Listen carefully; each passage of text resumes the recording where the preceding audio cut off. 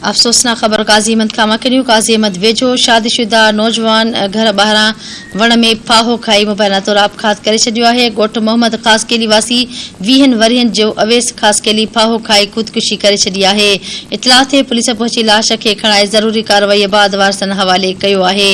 नौजवान जो लाश घर पहुचण ते कोहराम मची वियो। इंतहाई अफ़सोसनाक ख़बर अव्हां खे ॾियूं पिया। काज़ी अहमद वेझो शादीशुदा नौजवान घर ॿाहिरां वण में फाहो खाई मुबैना तौर आपघात करे छॾियो आहे। ॻोठ मोहम्मद ख़ासकेली वासी 20 वरियनि जे अवेस ख़ासकेली फाहो खाई ख़ुदकुशी करे छॾी आहे। इतलाह ते पुलिस पहुची लाश खणाए ज़रूरी कार्रवाई बाद वारसनि हवाले कयो आहे। जॾहिं त नौजवान जो लाश घर पहुचण ते कोहराम मची वियो।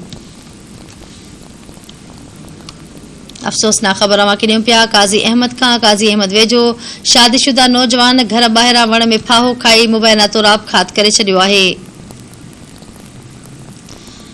ॻोठ मोहम्मद ख़ासकेली वासी 20 वरियनि जे अवेस ख़ासकेली फाहो खाई ख़ुदकुशी करे छॾी आहे। इतलाह ते पुलिस पहुची लाश खणाए ज़रूरी कार्रवाई बाद वारसनि हवाले कयो आहे। नौजवान जो लाश घर पहुचण ते कोहराम मची वियो।